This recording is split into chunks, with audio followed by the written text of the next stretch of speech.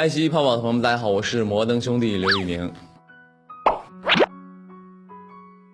我在这部戏里扮演的是黑眼镜的角色。他是一个很酷，然后，他也算是一个百岁老人嘛，经历了很多事儿的一个人，所以，然后在整个剧里也担当一些诙谐幽默的成分。就他一定是经历过很多事儿嘛，所以他其实内心看到所有的危险啊，其实他内心并没有那么的慌张，因为他已经经历过太多了，所以可能遇到一些特别危险的情况啊，就表现的稍微冷静一点，然后处事不惊的一个感觉，然后去处理这些问题。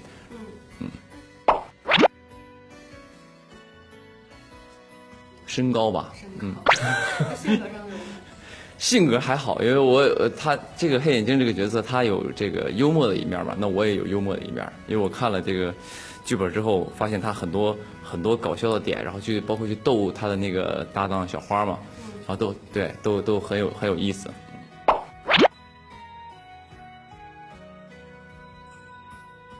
其实场景，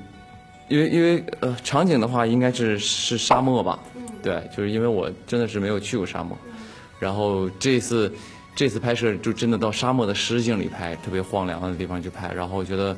还挺震撼的。然后我还特别开心，全程在玩沙了。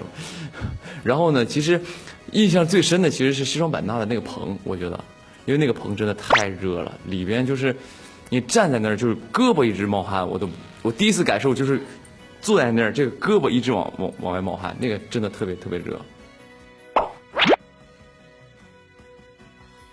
两个人啊，我觉得就是天生一对儿吧，因为我属于那种特别逗的那种，他属于那种高冷范儿，但是他又在我们经历了好多这个困难的时候，他又习惯了我的这种逗他的感觉，所以后来的时候，他有一句台词是说，你们都没有黑眼睛有意思，就是他会我不在的时候，他会想我，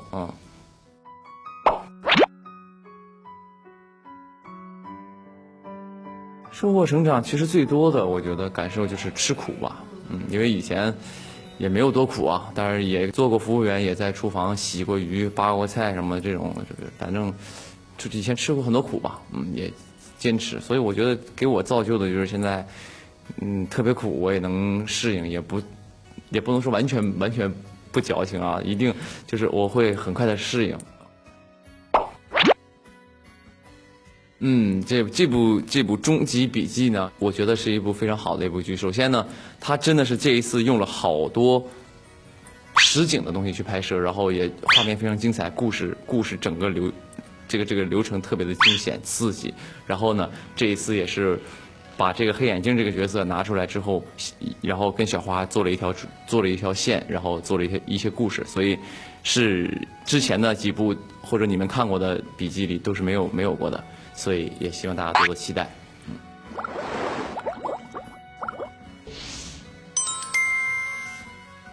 一定会啊，因为现在这个眼镜就是它不仅要戴个墨镜，墨镜里边还贴一层黑膜，所以基本在白天的时候我看都是黑色的，所以但有的时候在洞里拍的时候，那基本就是路都看不清啊，没办法。我觉得打戏吧，打戏是最难的。小时候有中二的幻想，我小时候就特别想拥有一个小人国，就是我把柜子一打开，里边是个国家，然后都有些小人在里边，我特别喜欢。最希望听到3个词儿，还真没有什么想听到的，就一般想听到的大家都说过了，就是刘宇宁加油就行吧，我觉得加油，然后你是最棒的啊，然后那个唱歌真好听啊，就这种就可以。最走心的啊，就是你们把我这个小傻子从安东老街带到了现在这个环境里，也希望你们对我负责到底啊。我要玩遍全世界的游乐场。对，我特别喜欢去游乐场玩，因为我每次一到游乐场那个环境里，我觉得这就不是现实的世界了，这就是一个童话世界，这是一个虚拟的世界，就特别放松。